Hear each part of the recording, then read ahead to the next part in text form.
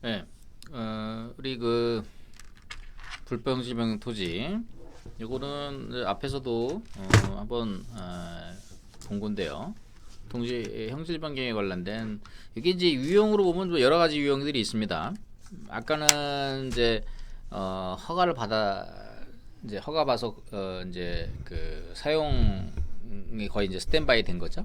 네, 이제 준공 검사를 받지 못해 가지고 이제 그런 경우 케이스. 요것도 이제 공장 조치 목적으로 해서 준공된 토지 요건을 모두 충족한다고 봤을 때 그러면은 수용대상 토지가 이미 이제 공장 용지의 요건을 충족한 이상 비록 공부상 지목 절차를 마치지 않았다 하더라도 그 토지의 수용에 따른 보상액을 산정할 때는 토지보상법 제70조 2항에 따른 현황 평가를 기준으로 해서 해라. 그렇죠? 앞에서 본 그 우리 불법 혁지 변경 뭐 그런 내용이 되겠고요. 그다음에 383페이지에 있는 입증 책임의 문제도 중요할 수 있겠습니다. 보통 이제 입증 책임은 이제 주장하는 자가 보통 입증하는 거죠. 입증하는 건데 예외적으로 이제 이런 문제가 있는 거는 제가 보기에도 불법 형질 변경이나 무허가 건축물 부지 관련된 이런 입증 책임은 사업시행자가 해야 되지 않나 그런 생각을 해요. 원래 이제 일반적인 경우에 있어서는 입증 책임에 관련돼서 뭐 나왔다 그러면은 법률 요건 분배설이라고 해서 주장하는 자가 입증하는 것이 일반적이다. 자, 383페이지 한번 볼까요? 토지보상법 제70조 제2항 6항 공익사업의 토지 등을 초등이 취득 및 보상하는 법률 시행규칙 제24조 24조가 이제 무허가 불법 형질 변경에 관련된 규정입니다. 24조에 의하면 토지에 대한 보상액은 현실적인 이용 상황에 따라 산정하는 것이 원칙이므로 수용 대상 토지의 이용 상황이 일시적이라거나 불법 형질 변경 토지라는 이유로 본래의 이용 상황 또는 형질 변경 당시의 이용 상황에 의하여 보상액을 산정하기 위해서는 그와 같은 예외적인 보상액 산정 방법의 적용을 주장하는 쪽에서 수용 대상 토지가 불법 형질 변경임을 증명해야 된다. 뭐 그런 내용이 되겠습니다. 수용 대상 토지가 불법 형질 변경 토지에 해당한다고 인정하기 위해서는 단순히 수용 대상 토지의 형질이 공부상 지목과 다르다는 점만으로는 부족하고 수용 대상 토지의 형질 변경 당시 관계법령에 의한 허가 또는 신고 의무가 존재하였고 그럼에도 허가를 받거나 신고를 하지 않은 채 형질 변경이 이루어졌다는 점이 증명되어야 한다. 그렇죠? 최근에 같은 경우에 이제 1966년도부터 이제 항공사진이 찍히게 되었다고 그러는데요. 그러면 60년도에 불법 형질 변경된 임야 이런 것들은 전이나 또는 답으로 이용하고 있는 토지에 대해서는 그러면 어떻게 해야 되느냐, 그렇죠? 이 부분이 이제 주요 쟁점이 될 수가 있겠습니다. 실제로 제가 이 부분 때문에 이제 상당히 이제 오랫동안 자문을 해서 수용 재결에서 이제 이긴 케이스가 있었는데요. 그 뭐냐면 1960년도에 이제 그 66년도 항공사진과 현재 그 다음에 이제 그 전에 그 찍은 이제 항공사진을 판독해 가지고 그 법령이 제정되기 전에 망가뜨렸다고 그렇게 하긴 뭐한데 하여튼 법령이 제정되기 전에 임의로 임야를 전답으로 활용한 경우에 있어서는 이걸 가지고 불법 형질 변경이라고 하지 않거든요.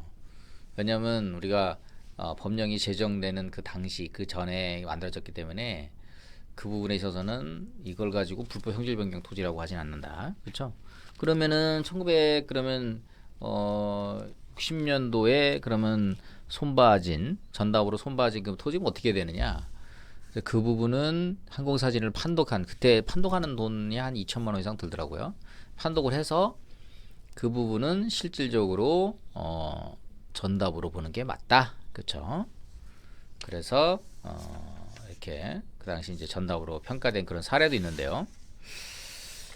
이게 그런 걸 입증하기가 그때는 당시에 이제 피의종자가 뭐 자본력도 좀 있으시고 그래가지고 괜찮았는데 이게 이제 그렇지 않으면 그런 전문가들을 섭외를 해서 하기가 아주 쉽지 않은 그런 내용이죠. 그렇죠. 뭐 그런 것도 한번 참고를 하시면 되겠고요. 자, 그 다음에 이제 사실상의 사도 문제. 자, 이건 또 여러 가지 쟁점이 있습니다. 사실상의 사도. 이게 이제 사실상 사도가 이 법규성에 관련된 논의가 하나 있고요. 두 번째가 해석에 관련된 논의가 있어요. 두 가지 해석인데 하나는 자기의 편익을 위해 스스로 설치한 도로, 그 다음에 타인의 통행을 제한할 수 없는 도로, 뭐 이런 부분들이죠. 법규성에 관련돼서는 종전과 지금 현재 상태에서 현재로는 지금 법령 보충적 법보 행위다. 그래서 법령 보충적 행정 규칙이다 이렇게 보는데 과거에는 이제 법규명 형식 행정 규칙으로 이렇게 논의가 있었는데 지금은 이게 사실상 사도가 법규가 이제 시행규칙 제 26조 칙 26조에서 규정하고 있는데 이게 왜 법령 보충 행정 규칙이라는 논의가 있냐면 칙 22조 취득하는 토지의 평가. 자, 이 부분이 이제 최근에 나온 판례에 의하면은 우리 이제 여러분 아빠도 잠깐 봤어요. 여기서 보면은 칙 22조 관련된 부분에 대해서는 뭐라고 본다? 상위 법령과 결합해서 대외적인 구속력이 있는 법령 보충적 행정 규칙이다. 이렇게 지금 보고 있습니다. 그렇죠? 그러면은 26조와 같은 반열에 규정되어 있는, 그러니까 22조와 같은 반열에 있는 26조 사실상 사도도 사실상 요거랑 같은 논리로 가야 되지 않느냐, 그렇게 보는 거죠. 그래서 시행규칙 제 26조도 법령 보충적 행정규칙이다 라는 것이 학계의 지금 다수 의견으로 지금 정립되고 있습니다. 그 다음에 이제 해석에 관련된 내용인데요. 자기의 편익을 위해 스스로 설치한 도로와 타인의 통행을 제한할 수 없는 도로에 대한 해석인데요. 그러니까 우리가 사실상 사도는 네 가지가 있습니다. 자기의 편익을 위해 스스로 설치한 도로, 타인의 통행을 제한할 수 없는 도로, 그다음에 도로법상 아까 건축법상 우리가 이제 예전에 가각전제라 그래서 건축법상 이게 거진 도로 있잖아요. 그다음에 도로 개선 당시에 공장이라든지 뭐 각종 부지, 예를 들면 이제 예를 들면 가평의 그 전원주택이라든지 산단에 그 산업단지 조성할 때, 공장 조성할 때 그 도로로 하는 데 있잖아요. 그런 거 우리가 이제 일반적으로 사실상 사도록 하는데 건축법에 지정 공고한 도로 같은 경우는 뭐 그건 당연히 그 해석의 여지가 없죠. 그다음에 도로 개설 당시부터 우리 저기 공장 조성한다든지 이런 도로 관련돼서는 뭐 그다음에 전원주택 같은 경우는 당연히 그거는 뭐 여지가 없습니다. 근데 자기의 편익을 스스로 설치한 도로와 타인의 통행을 제한할 수 없는 도로라는 것이 그러면 어떤 거냐? 이 부분에 대한 해석이 지금 조금 갈려요. 판례는 이제 자기의 편익을 위해 스스로 설치한 도로에 대해서는 기본적으로 그 토지를 개설함으로 인해서, 그러니까 이제 이런 거죠. 이렇게 있고 이게 도로죠. 그러면은 여기 앞필지가 있고 뒷필지가 있어요. 이제 맹지죠, 맹지. 이제 이렇게 도로를 냈어요. 근데 이게 전체 토지가 지금 편입됐다는 거죠. 그러면은 이 도로를 개설함으로써 이 뒷땅가 이제 이게 대지가 되고 집도 지을 수 있고, 그쵸? 그러면서 이 도로 개설로 인해서 이 가치가 상승되어 올라갔어요. 올라감으로 인해서 이 토지를 낮게 평가해도 되는 객관적인 사유가 있는 경우, 그쵸? 그런 경우 낮게 평가해야 되는데 무조건 낮게 하는 건 아니고 개설 경위, 목적, 이용 상황, 그쵸? 그 다음에 소유 관계, 그 다음에 주의 토지의 관계, 그쵸? 그 다음에 인접 토지와의 관계, 뭐 이런 것들을 종합적으로 고려해서 낮게 3분의 1로 낮게 평가를 하는 건데 이게 이제 사실상 좀 억울한 부분이 있어요. 왜냐면은 이게 이제 인근 토지를 평가를 할 때는 적용공시지가에다가 곱하기 시점 수정, 지역요인 비교, 개별 요인 비교, 기타 요인 보정, 보상 단가가 나오잖아요. 그러면 여기다가 어떻게 되냐면 3분의 1을 곱하는 거예요. 그쵸? 이게 사실상 사도하고 구호하고 그렇죠. 사도법정 사도는 이제 5분의 1로 하는 건데 이 부분이 굉장히 지금 당사자한테 지금 억울하다 이렇게 이제 보는 거예요. 당사자. 야, 3분의 1. 여러분들 이게 이제 평당 예를 들자면은 300만 원인데 여기다 곱하기 3분의 1로 해가지고 평당 100만 원 준다고 생각해 보세요.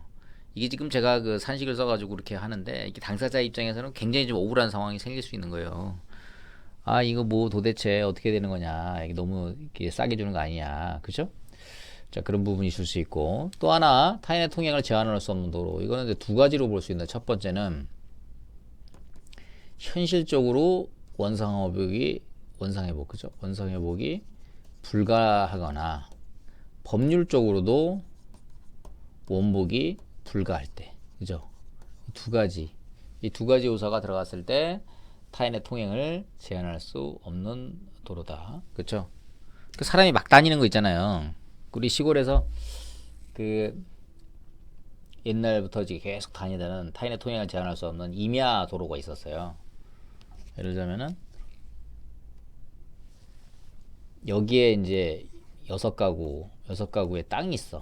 이게 막 이렇게 6가구 짓고 있는 땅이 있고, 요 산이 쫙 있고, 여기에 이제 마을 24가구가 살고 있는데, 이 중에서 6가구가 여기 이제 땅 짓고 있는 거예요. 근데 이렇게 돌아가면은 한 30분 이상 걸리는데, 이 산길로 이렇게 쭉 넘어가면은 10분이면 가요.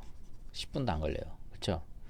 마을 사람들이 다 일로 다녔어요. 6가구, 그러니까 24가구 중에 6가구 이렇게 쭉 다녔지. 근데 이제 임야를 산 사람이 여기다가 이렇게 이걸 막은 거야. 이렇게 막은 거죠. 이게 못 다니게. 그쵸? 그러니까 이제 이 사람들이 또 여기 사람들이 이걸 치우고 또 이게 막 다니는 거야. 그러니까 이제 여기 도시에 살던 이 어르신이 이걸 사가지고 이 땅을 이제 임야를 사가지고 막 사실상 사도 타인의 통행을 제한할 수 없는 옛날부터 다니던 그런 일종의 농로 같은 게 있었는데, 계속 막 여기 포크레인을 막 파놓고 막 그러는 거야. 못 다니게. 그쵸? 그래야지 마을 사람들도, 이 사람도 일로 나가니까 마을 사람들도 이걸 막은 거야. 이것도 막고 진입도 못하게, 당신도 한번 고생해봐라, 뭐 일로 도로를 내든지 해가지고 너도 한번 고생해봐라 이렇게 해가지고 막 이게 마을 사람들이 서로, 마을 사람 24가구 이 사람 1가구랑 막 이제 싸웠는데 이분 스트레스 되게 많이 받았겠죠. 어르신인데 제가 이제 몇 년 전에 가봤어요. 그 하도 막 그러셔가지고 저한테 이거 뭐 전문가니까 이거 저 가르마 타달라 그래가지고, 가르마 어떻게 타요 이거를 맨날 전화하고 그래가지고, 우리 저기 고향에 형사 친구가 전화 와가지고, 야 살짝 사도 이거 어떻게 해야 되냐, 이거 골치 아프다, 그쵸? 어쨌든 이제 이게 했는데 결국은 이분은 돌아가셨어요. 스트레스를 받으셔가지고. 근데 이분이 이제 돌아가시니까 이제 다 이거 없어지고 자제분들도 이거 이제 팔고, 그래서 또 뭐 새로운 사람이 했는데, 새로운 분은 여기 이제 거주를 안 하시는 모양이에요. 그래서 어쨌든 이걸 여기 뭐 집 짓고 사시는 거 있었는데, 이거를 이제 아예 이제 그냥 이제 임야나 이런 것만 사놓고, 여기 대지 있는 거 하나만 사놓고 이거 아예 관리를 안 하시고, 그러니까 옛날 그대로 그냥 또 계속 다니고 있더라고요. 이게 이제 시골서는 그런 일들이 많이 있어요. 그렇죠? 그래서 제가, 그분은 참 스트레스 너무 받으셔가지고, 이 도로가 문제가 아니라 마을 사람들하고 이게 사람은 친하게 지내시면 이게 뭐 가지도 얻어먹고 고구마 감자도 얻어먹고 재밌게 잘 사실 수 있었을 건데, 응? 그 사람들이 또 그 도로를 다니면서 생각해보니까 남의 땅이잖아. 그렇죠? 그러면 이제 감자도 갖다 드리고 고구마도 갖다 드리고, 옛날에는 그렇게 했었다고 그래요. 미안하고 그러니까 거기 6가구가 돌아가면서 뭐 고구마 감자 농사도 짓고, 뭐 또 뭐 배추 이런 거 하면은 김장 해시라고 김장 배추도 갖다 드리고 해서 서로 마을 사람들이 서로 좋게 잘 지내셨는데, 이 사실상 사도가 그런 이제 본인도 사실은 또 다니려 그러면 그게 또 있어야 되는, 이쪽으로 다니거나 저쪽으로 다니는데 있어야 되는 거였는데, 타인을 통행을 제한할 수 없는 도로, 현실적으로나 법률적으로 그런 경우가 실제로 원상회복 불가능한 경우, 그런 경우가 실제로 실무해 보면 되게 많이 있습니다. 근데 이제 그거를 이제 딱 부러지게 하기가 사실 쉽지는 않은 그런 내용이긴 하죠. 자, 그럼 법률적인 용어로 한번 다시, 제가 이제 우리 일반인들이 생각할 수 있는 그런 내고, 법률적인 거는 어떻게 또 하고 있는지 그걸 한번 보죠. 공익사업에 필요한 토지를 취득할 때 토지보상법 시행규칙 제26조 1항 2호 사실상 사도 부지로 보고 인근 토지 평가액의 3분의 1 이내로 보상액을 평가하라면 그 토지가 도로법에 의한 일반 도로 등에 연결되어 일반 통행에 제공되는 등으로 사다법에 의한 사도에 준하는 실질을 가지고 있어야 하고, 나아가 시행규칙 제26조 제1항 1호 내지 4호 중 어느 하나에 해당해야 하지만 해당 토지가 도로법에 의한 도로에 연결되었다면 특별한 사정이 없는 한 사도법에 의한 사도에 준하는 실질을 갖추었다고 볼 것이고, 반드시 그 도로가 불특정 다수인의 통행에 제공될 필요까지는 없다. 어느 토지가 시행규칙 제26조 2항 1호 규정된 도로개설 당시에 토지 소유자가 자기 토지의 편익을 위하여 스스로 설치한 도로에 해당하려면 토지 소유자가 자기 소유 토지 중 일부에 도로를 설치한 결과 도로 부지로 제공된 부분으로 인하여 나머지 부분 토지의 편익이 증진되는 등으로 그 부분의 가치가 상승됨으로써 도로 부지로 제공된 부분의 가치를 낮게 평가하여 보상하더라도 전체적으로 정당 보상의 원칙에 어긋나지 않는다고 볼 만한 객관적인 사유가 있다고 인정되어야 하고, 이는 도로 개설 경위와 목적, 주요 환경, 인접토지 획지 면적, 소유 관계 및 이용 상태 등 제반 사정을 종합적으로 고려하여 판단할 것이다. 세 번째, 토지보상법 시행규칙 26조 1항 2호에 의하여 사실상 사도의 부지로 보고 인근 토지 평가액의 3분의 1 이내로 보상액을 평가하라면 도로법에 의한 일반 도로 등에 연결되어 일반의 통행에 제공되는 등으로 사도법에 의한 사도에 준하는 실질을 갖추고 있어야 하고, 나아가 위 규칙 26조 2항 1호 내지 4호 중 어느 하나에 해당할 것이다. 토지보상법 시행규칙 26조 2항 1호 규정된 도로개설 당시의 토지 소유자가 자기의 토지의 편익을 위하여 스스로 설치한 도로에 해당하려면, 그렇죠? 토지 소유자가 자기 토지 소유 토지 토지 중 일부의 도로를 설치한 결과 도로 부지로 제공된 부분으로 인하여 나머지 부분의 토지의 편익이 증진됨으로써 그 부분의 가치가 상승됨으로써 도로로 제공된 부분의 가치를 낮게 평가하여 보상하더라도, 그렇죠? 전체적으로 정당 보상의 원칙에 어긋나지 않는다고 볼 만한 객관적인 사유가 있다고 인정되어야 하고, 이는 도로 개설 경위, 목적, 주요 환경, 인접토지 획지 면적, 소유 관계, 이용 상태 등 제반 사정을 종합적으로 고려하여 판단할 것이다. 그렇죠? 그 다음에 이게 2011도 7007 판결인데요.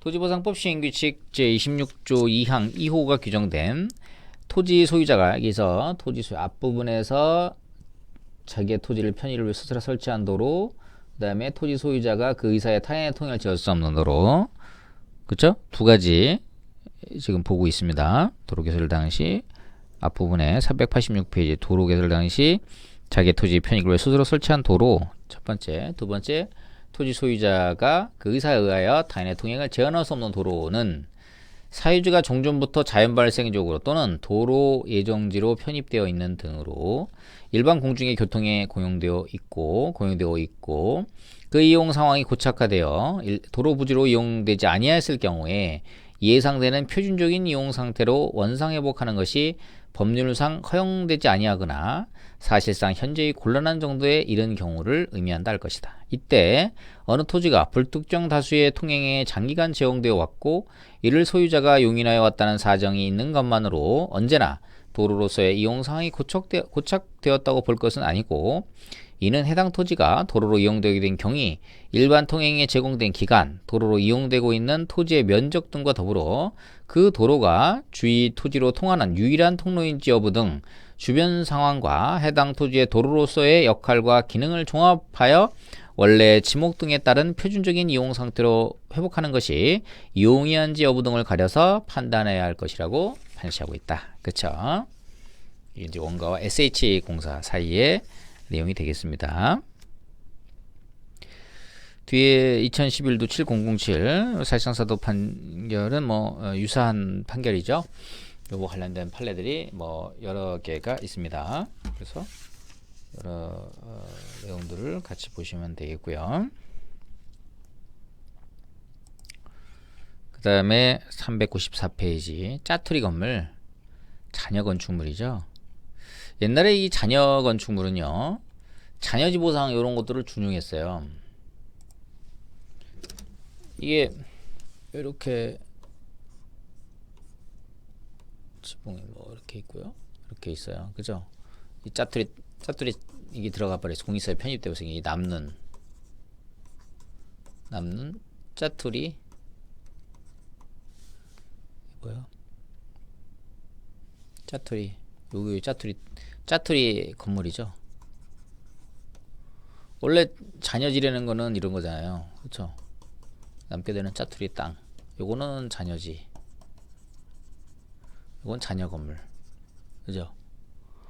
그러면 이제 이게 우리가 반파, 이걸 다 부셔버린다 그러면 완파. 그쵸? 그러면 완파하고 반파를 기준으로 한다. 그럴 때는 완파. 실무에서 반파. 그러면, 안방, 주방, 화장실. 이런 것들이 기본적으로 들어갔을 때는 다 완파로 해요. 왜냐면은 먹고 살아야 되는데 이제 방도 없고, 안방은 제일 큰 건데, 주방. 먹고 살 수가 없죠. 그다음에 화장실 들어가면 또 어디 저기 해우소 이런 게 없잖아요. 또 그죠. 그래서 이런 거가 다 들어가면 이제 완파로 보고 그 외에 이제 작은 방이라든지 보일러도 중요하죠. 보일러가 들어간다든지 이런 거는 완파로 보는데 반파 같은 경우는 이제 이런 거 위에 마루만 조금 들어간다든지 아니면 작은 방만 들어간다든지 뭐 이런 것들을 합니다. 실무에서 이제 이렇게 뭐 자문도 하고 저 같은 경우도 강북 쪽에요. 이게 이제 잔여 건축물 관련된 심의위원회에 제가 참여한 적이 있는데 도면이랑 그 다 보고 거기는 건축사도 있고 막 다 있길래 이거는 제가 보니까 이거는 완파로 보는 게 맞다 이렇게 했는데요. 그렇죠? 처음에는 다 그렇다고 그래요. 위원들이 한 7, 8명 있었나? 그러다가 갑자기 사업시행자가 막 들어오고 그 담당 관할 뭐 이런 사람들 들어와가지고 뭐 얘기하고 그러니까 갑자기 저만 소수 나머지는 다수 이거 반파다 해가지고 참 웃지 못할 그런 일이 생기도 그게 있더라고요. 뭐 살다 보니 그런 일도 있고요. 자, 그래서 잔여 건축물. 그러면 이제 잔여 건축물에 대한 손실 보상은 어떻게 할 것이냐? 종전에 잔여지 관련된 거는 어떻게 돼요? 협의를 해보고 협의가 안 되면은 이제 재결 들어가고 뭐 이런 형태로 진행이 됐습니다. 그러면 이 잔여 건축물은 어떻게 볼 것이냐? 뭐 이런 내용이죠. 이런 내용이 있는데 그래서 토지보상법 제75조의 제1항 34조 50조 61조 83조 내지 85조 이 내용 및 입법 취지 등을 종합하면 건축물 소유자가 사업시행자로부터 토지보상법 75조의 이 1항에 따른 잔여 건축물의 가격 감소, 그렇죠? 가격 감소 등으로 인한 손실보상을 받기 위해서는 토지보상법 34조 50조 규정된 재결 절차를 거친 다음에 재결에 대하여 불복이 있는 때 비로소 토지보상법 83조 내지 85조에 따라 권리구제를 받을 수 있을 뿐 재결 절차를 거치지 않은 채 곧바로 사업시행자를 상대로 손실보상을 청구하는 것은 허용되지 않고 이는 수용대상 건축물에 대하여 재결 절차를 거친 경우에도 마찬가지다. 그렇죠? 참고하시면 되는 그런 내용이 되겠습니다. 자, 오늘 여기까지 보고요. 다음 시간에 또 살펴보도록 하겠습니다. 각별히 건강 조심하시고요. 항시 코로나 코로나 시국에 건강을 유의하시기 바랍니다. 고맙습니다.